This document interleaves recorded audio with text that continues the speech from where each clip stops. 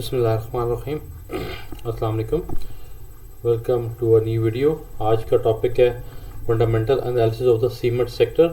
Karachi stock exchange दोबारा से अपने ऑल टाइम हाई की तरफ दोबारा से मूव होता हुआ 1,20,000 को टच करने के बाद इंडेक्स ने जब रिवर्स लिया और बस 2 दिन के लिए जो ट्रंप टैरिफ की वजह से एक भूचाल आया था, मार्केट ने उससे अपने आप को रिकवर किया।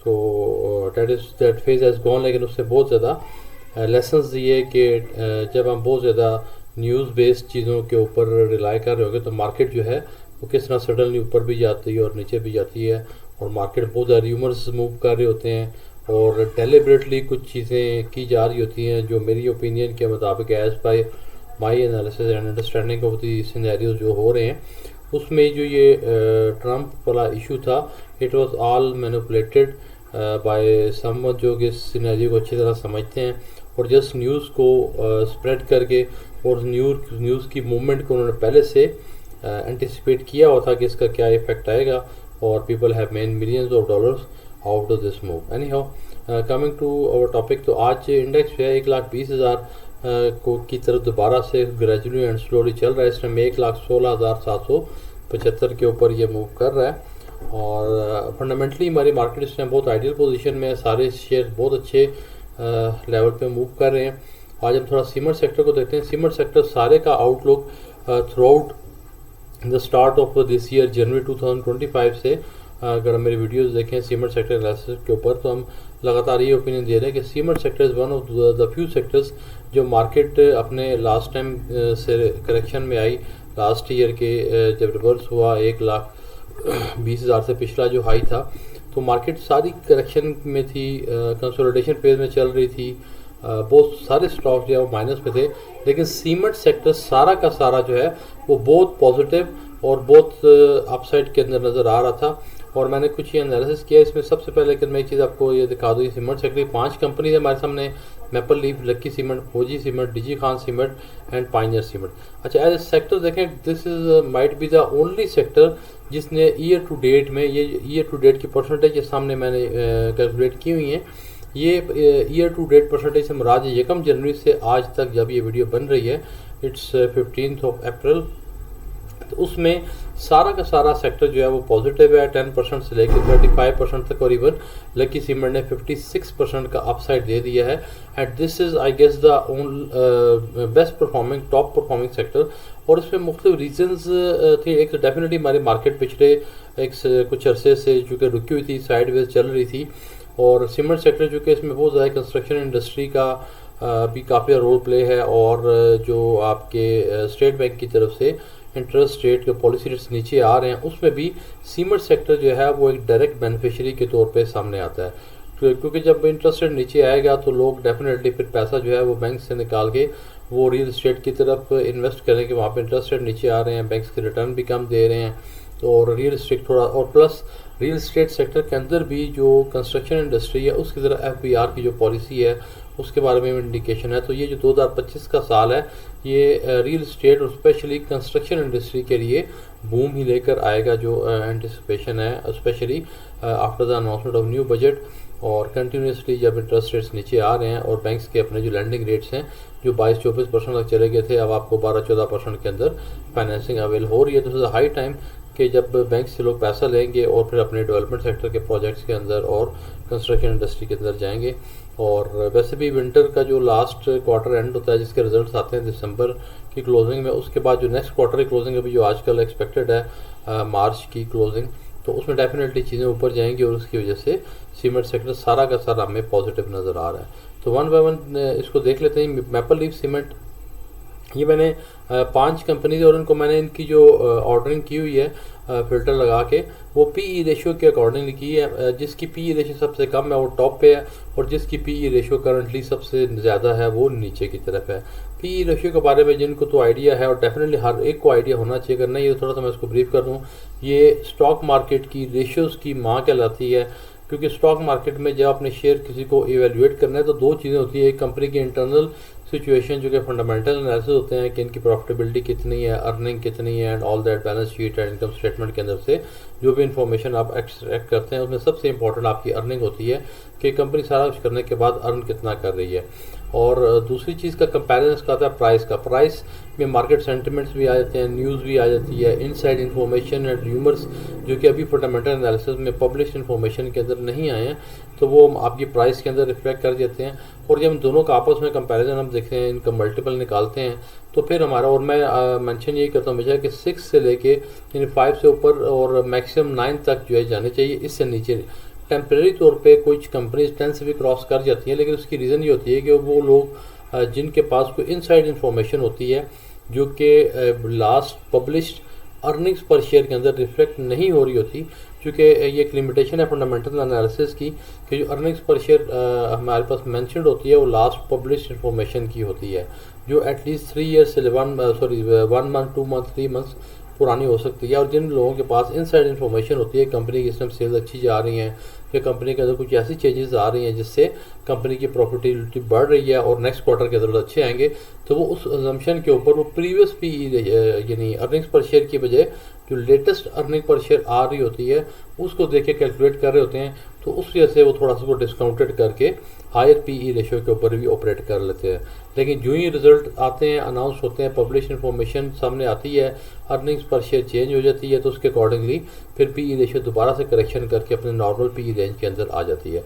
और आज इत्तेफाक से वॉल्यूम्स देखें तो वॉल्यूम्स भी आपको लाइक देखें, पायनियर सीमेंट है, इसमें अब चूँकि 9 के ऊपर पीई रेशियो जा चुकी है, तो उसके अकॉर्डिंगली इसी तरह this is not only criteria, लेकिन आपके सामने वॉल्यूम्स आ रहे हैं 1,80,000 को। अब इस रेंज के ऊपर इसकी बाइंग नहीं बनती, अब ये इससे निकलने का टाइम, और जिन्होंने अच्छे रेट के उसको बुक किया हुआ था तो प्रॉफिट बुकिंग का टाइम है। Okay, now one by one देखते हैं कि मैपल लीफ सीमेंट है, इसकी करंट प्राइस 61.9 ऑलमोस्ट 62, और इसकी PE ratio as per earning per share की कैलकुलेशन के बाद 6.38 है, जो कि एक अच्छी रेंज में है। और इसी वजह से वॉल्यूम्स अच्छा देखें, ये जो आज प्राइस बढ़ी है उसके अलावा भी, यानी अभी ये जो प्राइस है उसके ऊपर 5 मिलियन के वॉल्यूम के बाद भी 6.38 की इसमें पी रेशियो भी इसमें अपसाइड है, और इस साल के शुरू से लेकर अब तक 35% इसने अपसाइड दे दिया है। इसके ऊपर एक और इंटरप्रिटेशन भी बनती है जो मैं आखिर में फिर आपको उसको डिस्कस करूंगा। वीडियो को आखिर में देखें तो बहुत सारी चीज़ें आपको कम्प्लीटली समझ आ जाएंगी। इसी तरह लकी सीमेंट है दूसरा, लकी सीमेंट अच्छा पहले पेपर लीफ के अंदर एक चीज़ मैंने मेंशन नहीं कर सका, अभी दोबारा मैं मेंशन कर दूं कि 62 के ऑलमोस्ट प्राइस है, और अभी भी अपने ऑल टाइम हाई यानी 52 वीक्स हाई जो 64.75 ऑलमोस्ट, तो इसमें अभी 5% का सिर्फ उस एंगल से भी हम देखें तो अभी 5% अपने ऑल टाइम हाई से अभी नीचे है, और सीमेंट सेक्टर सारा इस टाइम करंटली जो है वो अपने ऑल टाइम हाई के नज़दीक है, या बाज़ केसेस में उसको क्रॉस करने की बिल्कुल नज़दीक है, तो ऑल टाइम हाई की तरफ एटलीस्ट उसको जाना चाहिए। तो अभी इसके अंदर उस एंगल से देखें तो 5% का ऑलमोस्ट इसके अंदर अभी अपसाइड एक्सपेक्टेड है, ड्यू है, और 5% एटलीस्ट आप और एज्यूम करें कि लाजम अपने ऑल टाइम हाई से ये सारी कंपनी सीमेंट सेक्टर की 5% कम से कम ऊपर जाएंगी, तो इट मीन्स कि अभी इसमें 10% की अपसाइड आप एक्सपेक्ट कर सकते हैं शॉर्ट टर्म में। Okay, then come the Lucky Cement. Lucky Cement ने अब करंटली प्राइस है 1716 रुपये, जो कि इसका ऑल टाइम 52 वीक्स हाई था 1747, उससे नज़दीक ही अब वो थोड़ी सी परसेंटेज का डिफरेंस है, और इस साल से शुरू से अभी तक इसने 56% का अपसाइड दिया है, जो काफ़ी एक्सेप्शनल है, स्टॉक मार्केट बेंचमार्क से बहुत ऊपर है। उसकी एक रीज़न ये भी है कि इन्होंने एक स्टॉक स्प्लिट अपना अनाउंस किया है, और जिसकी वजह से आप इनका शेयर जो ज़रा महंगा हो चुका हुआ है वो उसको स्प्लिट करके छोटे छोटे पार्ट्स में जब डिवाइड हो जाएगा, तो इस चीज़ को मार्केट एज्यूम ये कर रही है कि स्टॉक स्प्लिट जब होगा ऑब्वियसली एक जब 1747 के बजाय जब ये छोटा शेयर हो जाएगा तो डेफिनेटली फिर ज़्यादा लोगों की रीच में आ जाएगा, ट्रेडिंग वॉल्यूम्स बढ़ेंगे, और साइकोलॉजिकली जिन लोगों ने इसको हायर साइड पे देखा होता है स्टॉक स्प्लिट से पहले, जब वही शेयर को दोबारा से काफ़ी ज़्यादा नीचे की प्राइस में मिल रहा होगा तो साइकोलॉजिकली उसके अंदर वो थोड़ा सा अप साइड की तरफ जाते हुए घबराएंगे नहीं, तो उस एंगल से भी। और पी रेशियो जो कि इसके अभी भी 6.4 एक अच्छी रेंज के अंदर है, और स्टॉक स्प्लिट भी आने वाला है, और लकी सीमेंट सारा पॉजिटिव है। तो इन 5 कंपनियों में से इस time currently my favourite is still lucky cement की अभी और ऊपर जाएगा, और लकी सीमेंट का जब स्टॉक स्प्लिट आएगा उसके बाद कैसे प्राइस ओपन होती है वहाँ से फिर चीज़ें आगे इसकी गोइंग फॉरवर्ड सामने आएंगी। देन इज फौजी सीमेंट। फौजी सीमेंट भी मार्केट लीडिंग स्टॉक है सीमेंट सेक्टर का, जो कि 45.96 के ऊपर है इस टाइम, और 49 का इसने हाई बनाया था। और अगर हम दोबारा इसका न्यू हाई अगर 55 भी एज्यूम करें तो ऑलमोस्ट 10% का तो इसमें अपसाइड अभी भी एक्सपेक्टेड है। और चूँकि अच्छा ग्रुप है, फौजी ग्रुप है पीछे, फौजी ग्रुप से अच्छे ग्रुप से मुराद है कि इनके जितने भी डेवलपमेंट सेक्टर के काम हैं, FWA के पास बहुत बड़े बड़े कॉन्ट्रैक्ट्स होते हैं, NLC के पास होते हैं, और इस तरह की जो भी इनकी अलाइड कंपनीज़ हैं वो फौजी ग्रुप की, तो डेफिनेटली उसमें अपने ग्रुप के सिस्टर कंसर्न को प्रेफर किया जाता है। तो उनके पास सेल्स के कॉन्ट्रैक्ट्स अच्छे आएंगे, फिर एक्सपोर्ट के वाले से भी अच्छी न्यूज़ आ रही है इनकी। तो करंटली 7.6 PE रेशो और 26% का अच्छा अपसाइड इसके अंदर इन्होंने अभी जनवरी के बाद ये दिया है। तो 56% लाइक लकी सीमेंट है, तो उसमें कंपैरेटिवली अपसाइड अब उतना नहीं होगा जितना इसमें नज़र आएगा। उस एंगल से अगर आप देखें तो इसमें अपसाइड पोटेंशियल मौजूद है, एटलीस्ट 10% अभी इसने और ऊपर शॉर्ट टर्म में जाना चाहिए। But still it's not a final verdict, एक अपना अपना ओपिनियन है, गैस वर्क होता है स्टॉक मार्केट में, no one can predict accurately कल मार्केट में क्या होगा। तो Fauji Cement still is a good stock to play short term के लिए भी और लॉन्ग टर्म के लिए भी। देन है DG Khan cement. DG Khan cement जो है वो 125 के ऊपर इस टाइम है, 136 की ऑल टाइम हाई थी, उस वाले से इसमें अभी अपसाइड मौजूद है। 20% जनवरी के बाद अभी तक ये बढ़ चुका है, तो अगेन यहाँ से भी हमें अभी इसमें थोड़ा सा रूम दिखाई दे रहा है। लेकिन 7.82 PE रेशो जो है वो थोड़ी सी हायर साइड की तरफ अब जाना शुरू हो रही है, तो इसमें थोड़ा सा कॉशियस अप्रोच की जरूरत है। लेकिन लॉन्ग टर्म के वाले से डेफिनेटली डीजी खान सीमेंट भी बहुत अच्छा शेयर है, स्ट्रॉन्ग ग्रुप है। MCB बैंक मियां मंशा ग्रुप इसके पीछे है, निशात मिल्स है, और इनकी पाकिस्तान के जो टॉप हाई नेटवर्थ इंडिविजुअल हैं उनके अंदर मंशा साहब का नाम आता है। तो ये वो ग्रुप है, तो डेफिनेटली अच्छे ग्रुप की शेयर्स लॉन्ग टर्म में अच्छे ही रहते हैं। Then we have Pioneer Cement. Pioneer Cement इस सेक्टर में सबसे ज़्यादा हायर PE रेशियो के ऊपर जा चुका है और 9 क्रॉस कर चुका है, और 9 ही मेरी मैक्सिमम अपर लिमिट होती है। तो और इस वाले से वॉल्यूम भी देख लें, जब बाकी सारे मिलियंस को क्रॉस कर चुके हैं, और जिस शेयर में मिलियन से नीचे की ट्रांजैक्शन हो रही है तो फिर इट मीन्स उस पर बाकी सारा सेक्टर मिलियन से ऊपर प्ले कर रहा है, तो उसको फिर अवॉइड करने का टाइम है। कि जो भी इसके अंदर इंटरनल कुछ न्यूज़ भी होती हैं जो डेफिनेटली मार्केट में जो इनसाइड इन्फॉर्मेशन रखते हैं उनके पास होती हैं, तो ये अपना ऑल टाइम हाई से भी नीचे है, बट आई थिंक कि अब इसमें थोड़ा सा एंट्री का टाइम नहीं है। अच्छा, अब ओवरऑल ये बात करें कि जिन लोगों ने ऑलरेडी इसमें सेक्टर में एंट्री ली हुई है और अच्छा मार्जिन उनको मिला हुआ है, तो वो definitely can go for the profit taking करके प्रॉफिट बुक कर सकते हैं। कहते हैं नफ़ा चोर होता है, शॉर्ट टर्म ट्रेडिंग वालों के लिए ये कंसेप्ट है कि जहाँ से आपको 10-15% का मार्जिन मिलता है, प्रॉफिट बुक करें और फिर दूसरे किसी कंपनी में किसी दूसरे सेक्टर में नज़र रखें कि जो अभी अपसाइड इसका अभी रिसेंटली नहीं आया और उसमें पोटेंशियल मौजूद है, उसके अंदर इन्वेस्ट कर सकते हैं। और एक और यानी एक तो ये क्राइटेरिया है कि PE रेशो कम होनी चाहिए, अपने ऑल टाइम हाई से जो नीचे है उस पर नज़र रखें, और जिसने ईयर टू डेट जनवरी से लेकर अभी तक अच्छी ग्रोथ दिखाई है, और इट मीन्स कि मार्केट की उसके अंदर अच्छा कॉन्फिडेंस है। लेकिन एक ये भी सोचने का अंदाज़ है कि जो ऑलरेडी आप ऊपर जा चुका है क्या फर्दर ऊपर जाएगा या नहीं जाएगा। तो लॉन्ग टर्म के हवाले से तो सारे शेयर अच्छे हैं, होल्ड करने वाले हैं, और किसी भी वजह से किसी भी न्यूज़ बेस्ड में लाइक कि अभी ट्रंप इशू में जितना भी प्राइस नीचे आई होगी, जिन्होंने सेल कर दिया होगा और दोबारा से फिर सोच विचार में ही होंगे, तो मार्केट ने सोचने समझने का मौका ही नहीं दिया, दोबारा से नीचे गिरी, फिर वहाँ से फिर दोबारा से न्यूज़ उसकी कंट्राडिक्शन में आ गई कि नहीं आप ऐसे नहीं तो अब ऐसे हो रहा है। मैं ये समझता हूँ कि it was all manipulated game, और दो कि होना नहीं चाहिए इसने हाई ऑफिशियल लेवल के ऊपर इस तरह की सिग्नल्स एंड न्यूज़ बेस्ड जो चीज़ें हों। बट थिंग इसके इट्स ऑल अबाउट मनी, तो जिन्होंने भी ये काम किया उन्होंने डेफिनेटली मिलियंस ऑफ डॉलर्स बनाए। तो अब इंडिविजुअल लेवल पे इन्वेस्टर्स क्या कर सकते हैं कि वो किसी भी किस्म की पैनिक में आकर सेलिंग ना करें। मार्केट सारी की सारी रेड जोन में चले जाइए, लगातार 10% के लोअर लॉक्स 5 दफ़ा लगते रहें।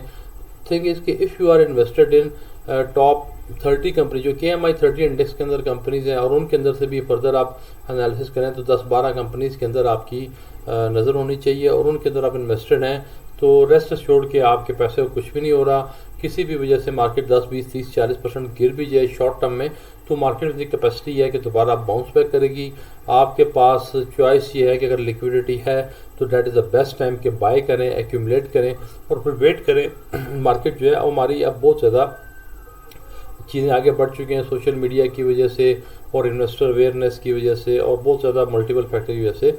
अब वो टाइम नहीं रहा जो 2008 में जिस तरह क्राइसिस आया था और मार्केट जो है इवन कितने कितने दिनों तक बंद करनी पड़ेगी। तो 2008 में और आज 2025 में around 15 years now things have moved way forward. तो अच्छी कंपनीज, लेकिन बॉटम लाइन क्या है कि आपने अच्छी कंपनीज में इन्वेस्ट रहना है, पेनी स्टॉक्स में इन्वेस्टेड नहीं रहना। जितना बड़ा मर्जी वॉल्यूम आ रहा हो, जितनी मर्जी शॉर्ट टर्म में अपसाइड आ रही हो, इवन आईपीओस को भी अवॉइड करें। यू नेवर नो कि एक आईपीओ आया उसका कल फ्यूचर क्या होगा, बेशक उसमें अपर लॉक्स लगते जा रहे हैं, डेट इज़ ऑल वो मैनिपुलेटेड होता है। जो मार्केट की बिग गन्स होती हैं वो किसी और को शेयर लेने नहीं देते, डेलिबरेटली 10 रुपये के शेयर को उठा के इसे 50 रुपये तक ले जाएंगे, 100 रुपये तक ले जाएंगे। जब मार्केट ने उसको उठा लिया होगा और अपनी उनकी बाइंग, डेफिनेटली खुद भी बाइंग कर रहे होंगे, कुछ 30 रुपीज़ तक से बाइंग उन्होंने एवरेज बना ली होगी, जो मार्केट में जाके 100 के ऊपर जाकर उसको सेलिंग करेंगे और फिर वहाँ से रिवर्स करेंगे और 70-80 रुपये तक उस अपनी एवरेज सेलिंग बना लेंगे। तो 10 रुपये की चीज़ को 50 रुपये की एवरेज उनकी सेलिंग बन जाए, तो 50 रुपये पर शेयर, यानी 5 times with in few days और मंथ्स बना रहे होंगे। तो this is all happening in the market. तो आईपीओस को भी मैं इसीलिए प्रेफर नहीं करता। तो जो ब्लू चिप्स हैं, जो टेस्टेड कंपनीज हैं, जिन्होंने मार्केट में उतार चढ़ाव देखे हुए हैं और 10 रुपये के शेयर लगे थे, लकी सीमेंट है 10 रुपये का शेयर 1747 में पहुंच गया और ताकि उनको स्टॉक स्प्लिट करके इसको छोटे समय डिवाइड करना पड़ रहा है। So the best company Fauji Cement है, डिजिटल, और this are all very good companies. इन कंपनीज में इन्वेस्टेड रहे तो इसमें आपको इंशाल्लाह लॉन्ग टर्म में कोई इशू नहीं होगा। शॉर्ट टर्म में डे ट्रेड में तो नो वन कैन प्रेडिक्ट कि कल मार्केट का क्या होगा। तो स्टे ट्यून, वीडियो को देखते रहें, और वीडियो अच्छी लगी है तो इसको शेयर भी कर दिया करें। चैनल को सब्सक्राइब नहीं किया तो सब्सक्राइब करके बेल आइकन प्रेस कर लें ताकि आपको नेक्स्ट वीडियोस इजीली आपके नोटिफिकेशन में आती रहें और आपको इजीली अपने आप को एक फ्री के अंदर जो है वो अपडेट करने का मौका मिलता है।